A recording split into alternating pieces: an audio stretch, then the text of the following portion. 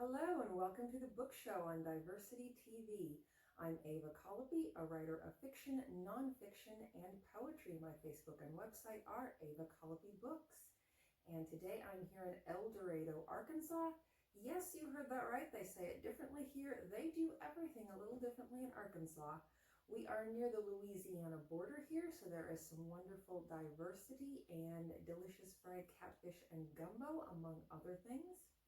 And today I'm going to talk about this book, The Fix, by Jonathan Tepperman, How Countries Use Crises to Solve the World's Worst Problems. In 10 chapters, this author explains some of the worst times that different countries have gone through and then how they have tackled the problems that they faced. The specific examples in his book are from Brazil, Canada, Indonesia, Rwanda, Singapore, Botswana, the US, South Korea, Mexico, and New York City.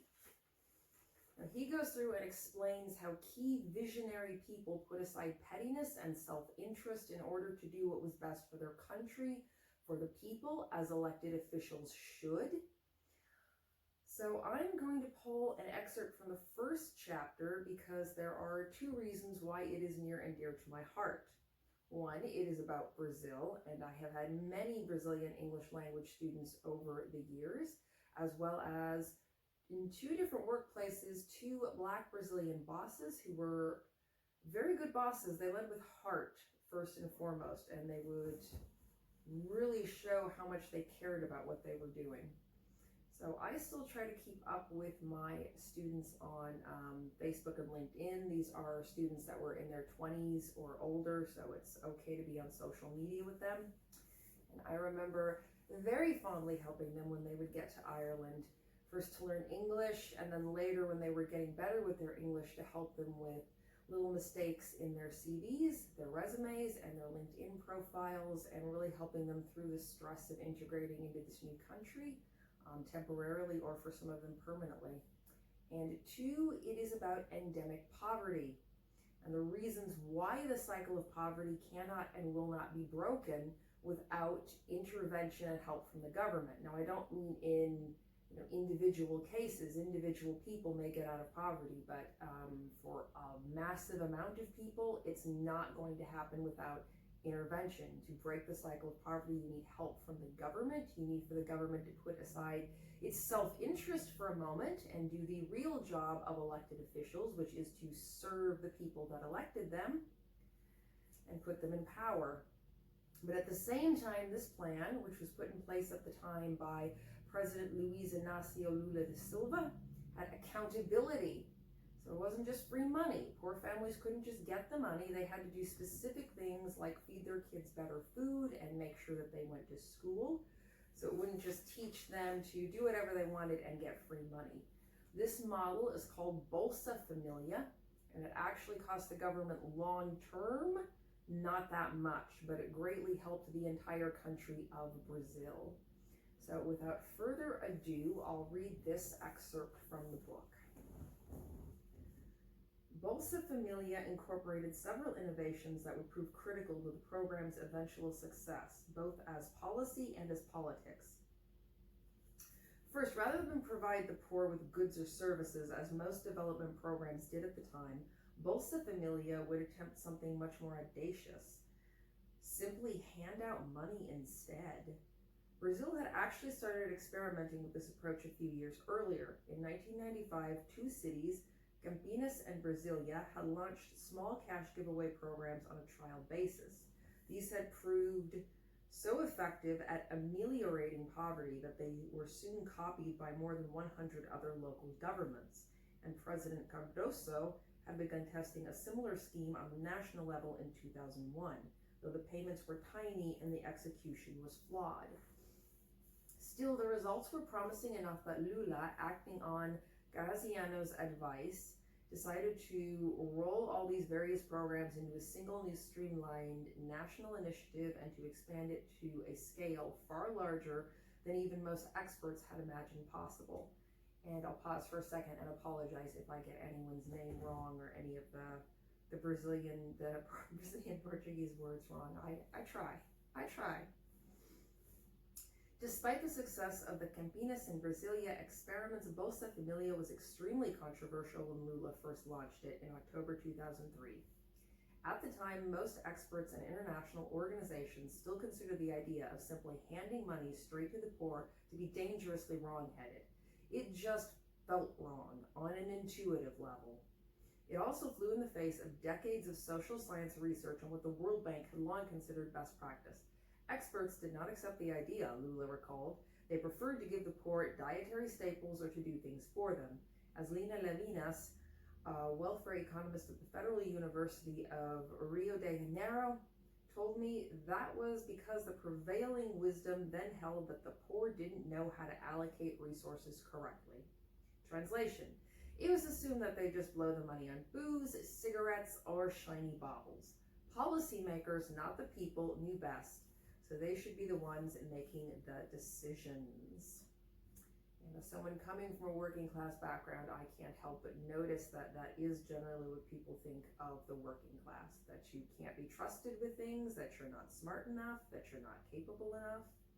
So anyway, getting back into what happened, 3 insights had convinced Lula and his advisors to reject that notion.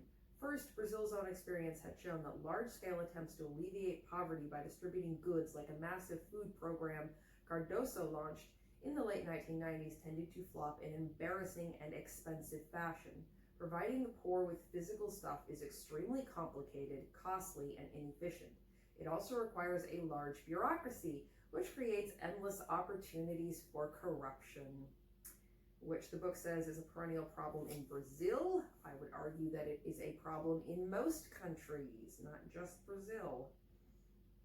Second, a few groundbreaking academic studies, which would later be confirmed by a slew of follow-on research, had started to reinforce what Lula, with his disdain for experts, already knew, that the people who best understood what the poor really needed were people like his mother, namely the poor themselves. The new research also showed that, when given the chance, destitute families generally didn't squander their money. Most spent it quite rationally, especially when the cash went to mothers, not fathers, as it would under Bolsa Familia. Finally, Lula had realized that the wave of privatizations that had swept Latin America in the 80s and 90s, as governments sold off everything from airlines and energy producers to utility providers, had left hundreds of millions of citizens stranded, too poor to participate in the expanding market economies. Lula and his advisors reckoned that rather than go through the nightmare of renationalizing big businesses, the best and simplest way to reverse the poor's exclusion was to put a little cash in their pockets. So that's what they set out to do. As the president and his aides devised it, qualifying for assistance under Bolsa Familia would be simple. Any family that could prove it lived in extreme poverty, then defined as less than 50 reais, about $42 USD, per person per month, would be eligible for payments, as would moderately poor families that earn less than 100 reais a head. But Lula also decided that Bolsa Familia wouldn't just hand out money for nothing. Getting into the program would be easy, but staying in it would take work. Participants would have to meet several conditions, or contrapartidas, counterpart responsibilities. Ensure that all their children between 6 and 15 years old attended school at least 85% of the time. Make sure any children under 7 got immunized, and guarantee that both moms and their kids got regular medical checkups. Pregnant women would also be required to get prenatal care and to breastfeed their infants. Lula had 2 very shrewd reasons for imposing such rules. First, while he himself might have managed to claw his way out of poverty by the tips of his 9 fingers, he knew that he'd been exceptionally lucky to do so. For most Brazilians, demographics were destiny. If you were born poor, you would die that way too. And I would point out that that's true everywhere in the world. Indeed, contemporaneous academic research showed that the correlation between what parents earned and what their children eventually would make was higher in Brazil than in almost any other country, which is especially important to point out because his plan has success, and in a country where it's particularly difficult for it to have success. The reason for this lack of mobility was that many impoverished Brazilian parents felt compelled to send their kids to work instead of to school, even though doing so deprived them of tools that could someday help them improve their lives. Lula was determined to break this intergenerational trap by fighting poverty today and tomorrow at the same time. In practical terms, it meant enabling and requiring parents to give their children greater advantages in the forms of education, healthcare, and nutrition than they themselves had enjoyed. But Lula's motivation in designing Bolsa Familia the way he did was only partly about policy. The great conciliator, newly devoted to the middle path, was also thinking strategically. He knew that attaching strict conditions to his aid program would also make it much easier to sell to the rest of society, and he knew he'd need all the help he could get. Prior to Lula, most social assistance programs in Brazil had taken the form of insurance schemes that disproportionately benefited the middle and upper classes. Bolsa Familia was the first time a Brazilian president had really put combating poverty and inequality at the center of his agenda. That all but guaranteed a fight. Sure enough, the pushback started as soon as the program was introduced in October 2003. Not only did Bolsa Familia fly in the face of established practice, but some economists also argued that the government should be investing in infrastructure like schools rather than paying people to attend them. Of course, I would point out that this shows how completely detached they are from the actual struggles of the poor. Oh, they should be sending their kids to school. Well, that's a real problem if you don't have enough money to maybe feed all of your family members. The same thing happened in, for example, the United States around the 1900s, the turn of the century. You had a lot of kids that were going and working in factories to pay for the younger siblings to eat. That was very common. So it's easy to say, oh, they should be going to school. Well, you have no idea what their struggles are and how little money they're trying to get things done on. So you have no connection to these people. Conservative pundits warned that the cash transfers would create welfare dependency, known in Portuguese as assistencialismo. Never mind the fact that the idea for cash transfers was originally hatched by an icon of the right, the U.S.-American economist Milton Friedman. As Teresa Campello, the country's social development minister, recalls, in Bolsa Familia's early days, critics would constantly confront her with the tired old Confucian aphorism about how it's better to teach people how to fish than to feed them seafood. The opposition said we were going to create an army of lazy people, Lula told the author. Brazil's constitution gave the president the ability to launch Bolsa Familia on his own executive authority, but the law also stipulated that he'd need congressional approval to renew the program within a year. That meant Lula would have to secure broad-based support if his signature program was going to survive, and the contrapartidas were his key to getting it. The idea was to show that we are not giving out money for free, Lula explained.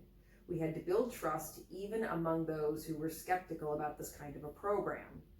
As Ariel Fisbein and Norbert Schady, two World Bank economists, have documented, the conditions helped Lula do that by creating the popular impression that Bolsa Familia was not some sop to the poor, but rather represented a new sort of social contract with them under which recipients had to do their part.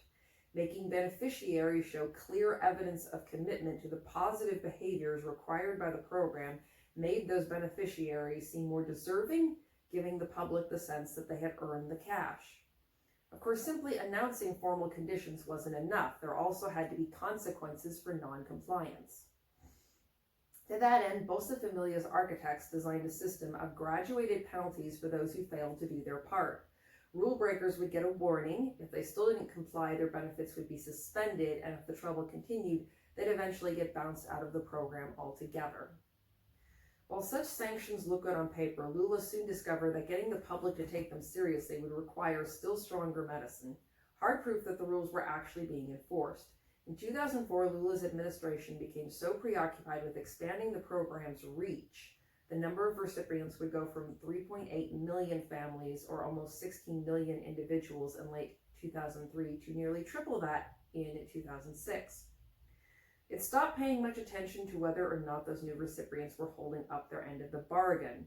When partway through the year, the government discovered that only 55% of Brazil's public schools were even bothering to report on whether Bolsa Familia recipients were meeting their attendance quotas, the administration decided to temporarily suspend its monitoring efforts altogether. That choice might have made sense bureaucratically. The government was trying to buy itself time to get its house in order. but it proved a PR disaster. On October 17, just a few days before nationwide municipal elections, Fantastico, a popular Sunday evening news program, broadcast an investigative report alleging widespread abuse of Lula's flagship program by undeserving recipients. The rest of Brazil's media quickly jumped on the story, blasting the government from all sides. The public was incensed. Sensing the danger, Lula decided to face his critics head on. What is the lesson we learned from this moment? Humility, he told the author. You have to recognize that a very big program will have mistakes. You have to admit them, and then you have to fix them. To that end, Lula set up a new Ministry of Social Development known by its Portuguese acronym MDS, to centralize oversight of Bolsa Familisa. Departing from Brazil's long tradition of patronage politics, he staffed the new body with highly trained technocrats, including many members of the opposition PSDB party, rather than partisan hacks.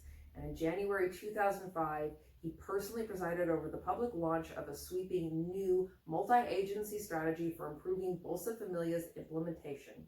Among other measures, he established a unified national registry to keep track of everyone who got any form of government assistance, centralized Bolsa Familisa's eligibility criteria, implemented formal audits and spot checks, set up citizen oversight committees and complaint hotlines, and required that Bolsa participants got recertified every 2 years. By mid-2006, monitoring and enforcement had improved dramatically. In June of that year, the MDS cut some 500,000 ineligible recipients off its rolls. Brazilians noticed and were impressed. The surge of criticism of Bolsa Familisa quickly ebbed, and public support for the program began to decline. Indeed, a 2010 analysis of polling data and the media's treatment of Bolsa Familisa by Kathy Lindert and Vanina Vincenzini, two World Bank experts, found that by imposing rigorous conditions for assistance, Lula's government legitimized Bolsa Familisa and with Brazilian voters, generating widespread enthusiasm for it on both ends of the political spectrum. And it goes on to describe the benefits and how many people it helped and how this helped Brazil as a country to have less poverty overall. So it really does help with the country and its infrastructure. And it is such a success that experts from other countries go to Brazil to learn how to do this, how to do a similar program in their own countries. So although this book does focus on problems, it's not a depressing book because it really focuses on the solutions that these different visionary leaders get to from what they're doing. And he does that without trying to imply that the people he's focusing on are perfect. He is willing to focus on flaws too. But the main thing here is to focus on positive things and solutions, and I think we could all use a lot more of that in this world. So that is my recommendation for today.